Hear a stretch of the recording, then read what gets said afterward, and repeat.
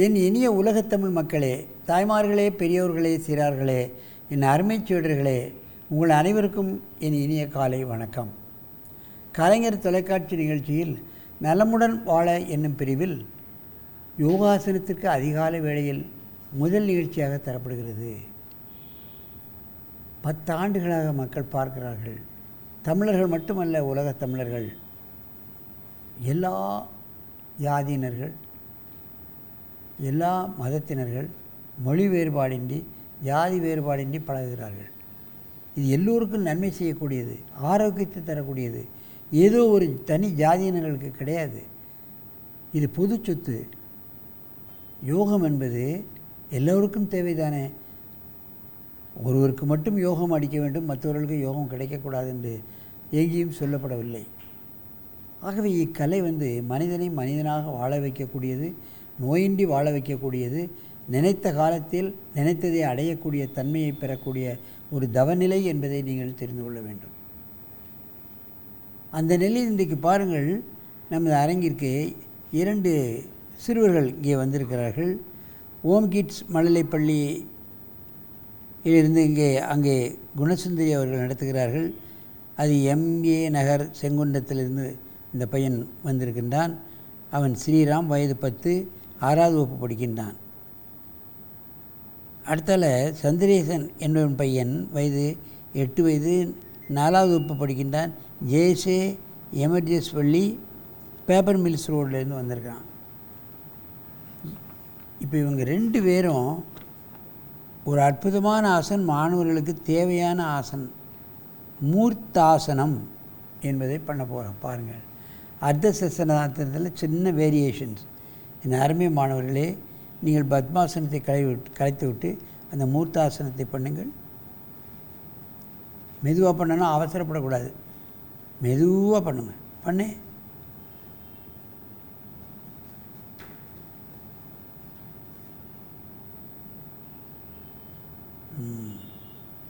இங்கே என்ன நடைபெறுகிறது? தலையை தரையில் வைத்திருக்கிற காரணத்தினால் தலைப்பகுதிக்கு இரத்த ஓட்டமானது சீறி பாய்கிறது. மூளையில் உள்ள பிட்யூட்ரி பீனியல் கிளான்ஸுக்கு அதிகப்படியான இரத்தம் ஓடுகிறது. மனிதனுடைய நினைவாற்றல்,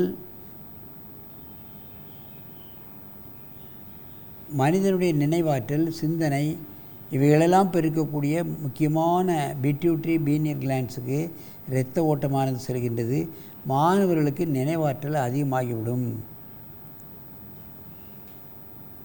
மெதுவாக இந்த ஆசனத்தை கலையுங்கள்.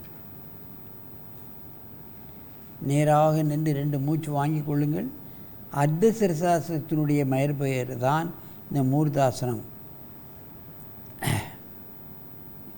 மீண்டும் ஒரு முறை இந்த ஆசனத்தை செய்யுங்கள். காலை ஆரம்பித்துக்க.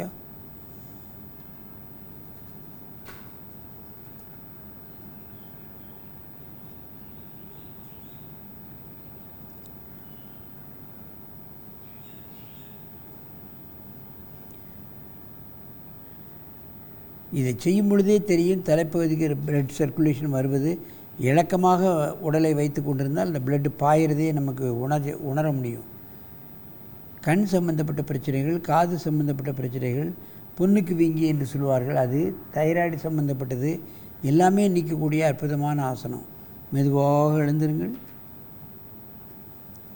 விடிய படிக்கிறான், ஆனால் நினைவு ஆற்றல் இல்லை. பரீட்சைகளில் போனால் மார்க் வர மாட்டேங்குது.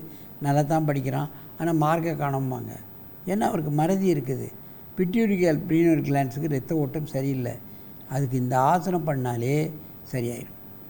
ஒரு 15 நாள் அர்த்த சிரசாசனத்தை கொஞ்சம் வீக்காக இருக்க பிள்ளைகளை பண்ண வைங்க, அவனுடைய நடவடிக்கையெல்லாம் மாறிடும். அந்த அளவுக்கு அற்புதமானது இந்த அர்த்த சிரசாசனம், இந்த மூர்த்தி சாசனம்லாம்.